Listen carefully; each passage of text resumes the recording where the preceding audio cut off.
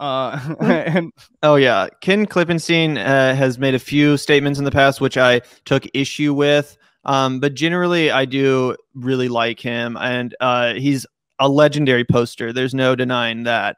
Definitely one of the funniest, I guess, kind of left-wing Twitter presences. Yesterday, Ken posted this photo of Lee Harvey Oswald in his Marine days.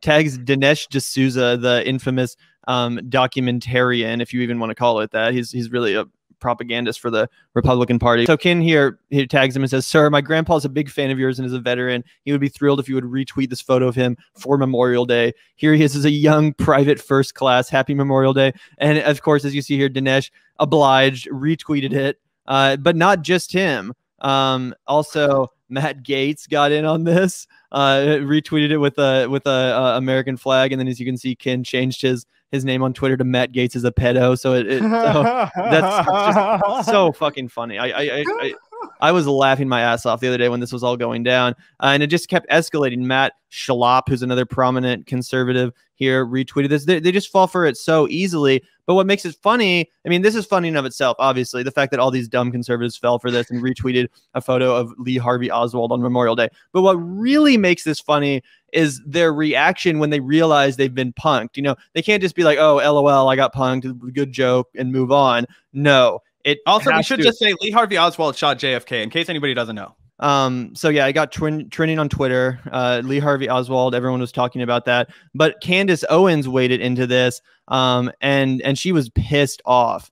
She says, "You are making a mockery of a day that is meant to memorialize men that have died so that you and other anti-American leftists can laugh at their sacrifices by photoshopping a murderer into their uniforms. You are deranged, as is any person applauding your efforts." So just like literally the most ridiculous overreaction, the most moralizing bullshit that Republicans claim to hate. As soon as someone goes after one of their sacred cows, which in this instance is, of course, the troops, you know, you can't say anything about the troops. You can't make a joke about the fucking troops. But as soon as you do, Candace Owens drops her entire cancel culture act and all that bullshit. And it's like Kristi Noem with the Lil Nas X shoes when she was like, he should be canceled. It's like, you just said cancel culture is the bane of America. But anyway. And here, you know, Ken makes the point, "I would not have guessed you cared so much about being politically correct."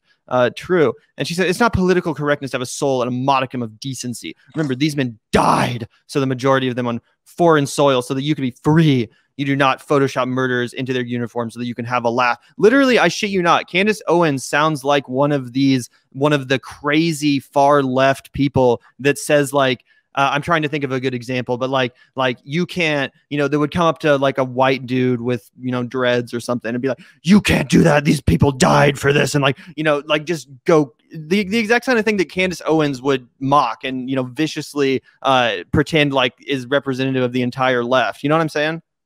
Yeah, no, I mean, obviously, this is the sort of modus operandi of everybody on the right? They will deride cancel culture, talk about how, you know, oh, everybody's just coming after old white men for having unpopular opinions, that it's now cool to be racist towards white people, like all this kinds of shit. But yeah, Candace Owens is definitely into the whole, oh, I want to deride cancel culture. I want to fucking I'm a complete supporter of free speech. People should say whatever they want, and then get so fucking triggered. It's like the flag worship, right? Like, if you don't, you know, fucking pray at the altar of the American flag, then, you know, and what I hate are gonna have a meltdown.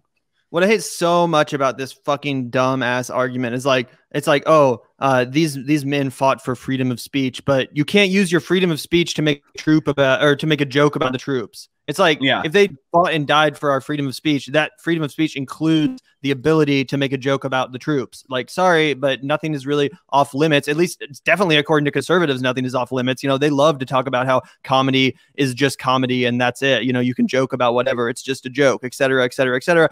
And, you know, this is an instance where she's completely being hypocritical in that instance. Obviously, it's just a joke. Obviously, Ken Klippenstein was not, you know, actually expressing some anti-troop sentiment, you know, but she freaks out immediately and goes right into like SJW mode, essentially. As soon as one of her sacred cows is criticized, it's like this total fucking meltdown. And as you can see, she deleted these tweets and then also blocked Ken Klippenstein. I don't know if I have it up here, but yeah, she blocked him. So that was pretty funny. Again, just that pure snowflake mentality, you know, just not being able to accept criticism and having no humility in the face of just being, on the butt end of a joke, essentially. Like, who gives a shit? It really doesn't matter. This kind of reaction is the most petty, dumb shit ever. Yeah, exactly. And, I mean, I guess there's not too much more to say about this, but this was a damn good roast. And it just shows the kind of easy shallowness of the conservative movement and the I guess, level of thinking power behind many of conservative media's biggest figureheads.